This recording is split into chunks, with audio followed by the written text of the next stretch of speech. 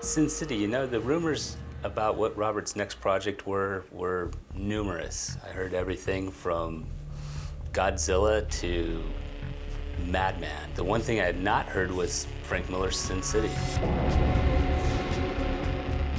That's one of the most fun parts, is working with Steve Joyner, getting the props together, because she's been my prop guy since Dusk Till Dawn, I think. When Robert contacted me first about the job, he said, "You're gonna love it. The storyboards are completely done for every frame." I'm like, "Robert, what are you talking about? How can the storyboards be done? There's 600 pages." He said, "I've got the 3 books. Just take them, look through it. We're gonna shoot it exactly like that." Since Frank draws his props with such meticulous detail, I let him go at it with Steve. Hey, go visit the prop shop. I usually get to enjoy this on every movie. I'm gonna let you have that experience this time. This whole production's been astounding to me because I've seen with such expertise and dedication aimed at pages I drew with no intention of having them translated in any other medium. I mean, when I drew this stuff, it was going to be a comic book.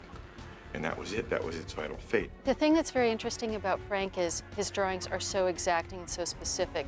An example, we talked with him about a specific knife that he uses, which is a Buckmaster knife. I looked at the storyboards and I brought the storyboards to some of the shops here in town, and they ID'd it right away. They said, "This is a Buckmaster knife. It's no longer available. You can only get it through a collector." So I was able to get some help that way, and we actually got 1 Buckmaster knife and 1 replica. We then took that and made our own knife blade.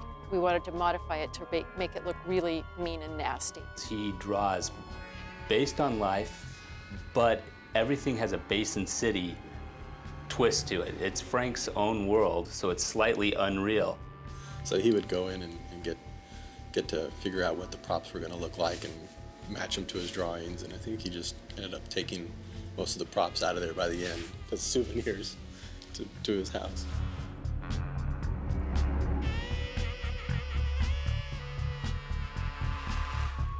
We did manufacture pretty much everything. There's probably not a single off-the-shelf prop in the movie.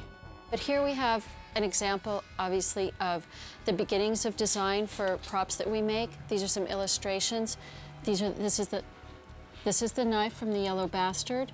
This is a weapon for Miho that we designed, and basically consists of 20 different molded and machined parts.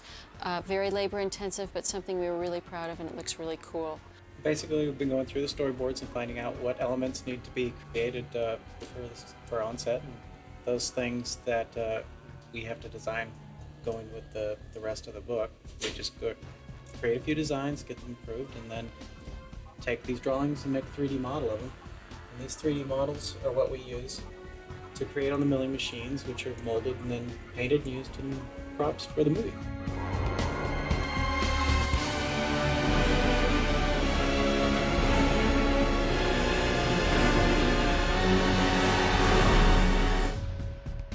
This is actually the real knife, and this is actually the fake knife, and there's really not much difference. It's stunning, but it's also, it's like seeing, it's in a lot of ways, this movie is quite literally like having a dream come true. Mostly Sin City's about booze, broads, and guns. Running throughout the 3 stories, we tie it together with Katie's Club Pecos, the bar where all the characters sort of mix and mingle. And in that bar is Nancy. One of the stories does center on Nancy as one of the lead characters. And we did a very, very cool Western rig double Black Hawk pistol for her. It's loaded and it works. Taken it to the range a couple of times. Kicks like a mule. We took one of the Teamster roping experts, a guy named Joe Yanis here, who's one of our driver captains, is an expert trick roper, and he worked with her for several days and taught her how to rope for real. So she's actually, when you see Jessica Alba up there, she's doing it, and she's very good at it. I roped you.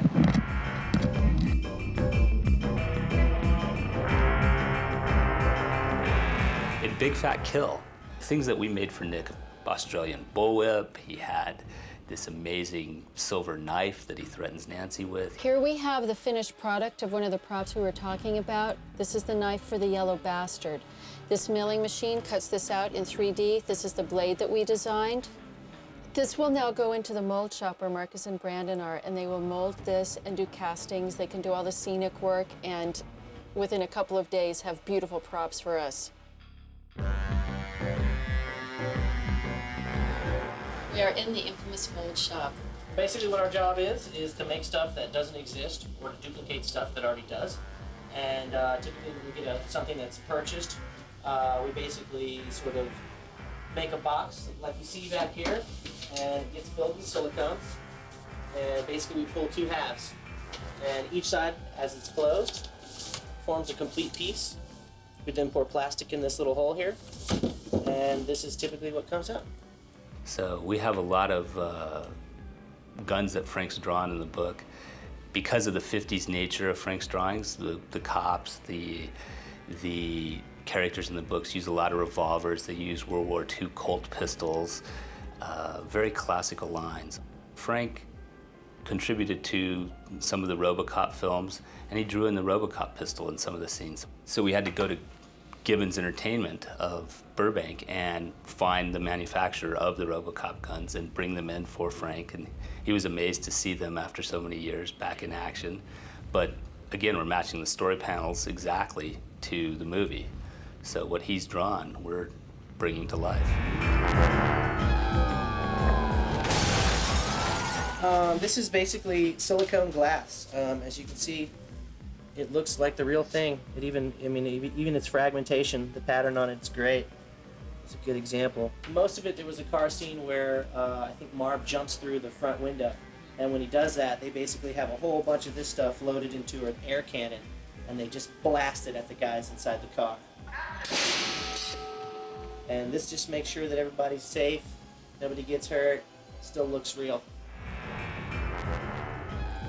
In Big Fat Kill, we have a character named Miho, who's a female Asian martial artist. You know, it's really important to Frank and to Robert that I look, you know, every inch as fierce as Miho's supposed to look and as people expect her to be. This right here is the mold for the staff for Miho. We finished pouring the material and we're ready to pull it out, so I'm gonna go ahead and start. She has this staff with this half-moon blade on it that Frank, like, came up with, just like, you know, created.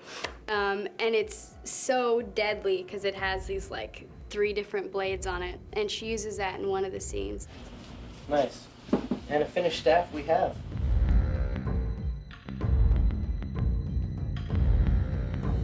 In fact, if you look closely, Miho's swords are Crazy 88 swords, actually from Quentin's garage. Frank's favorite character is the character of Miho, his Japanese samurai deadly chick girl.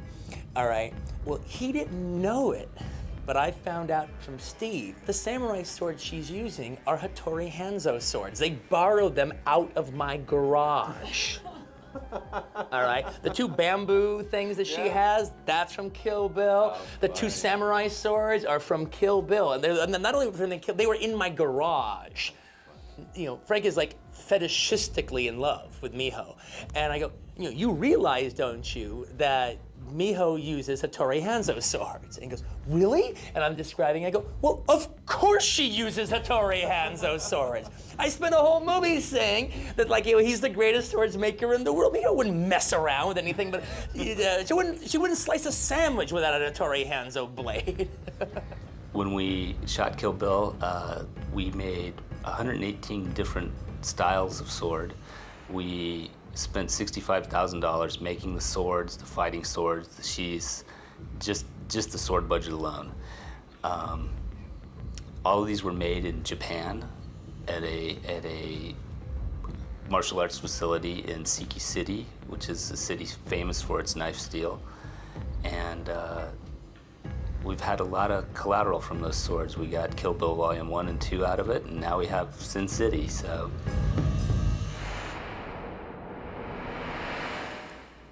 Anything that was an artistic decision, Robert would simply say, ask Frank what this is. This is a storyboard reference from The Big Fat Kill. This is our character Miho once again. She has a vast array of weapons. I went to the archery shop with his storyboard, and the gentleman at the archery shop looked at this and immediately said that this is a Mongolian bow. They look at a drawing I did in a few fast brush strokes and find out that it's a Mongolian bow and that Miho's using, and they bring it in. We couldn't find that kind of bow in the country. As a result, I did gain access to a bow maker. This bow was sent to us from Hungary, a Hungarian bow maker. Took him about 3 weeks to make this. So she flips through the air holding the bow that I drew, but is really also a real functioning bow from a different part of the world. Right down to the arrowheads, a lot of which I made up, and the throwing stars and such. I'm now seeing these in 3 dimensions. I'll tell you, I'm gonna walk away from this production with a lot of souvenirs.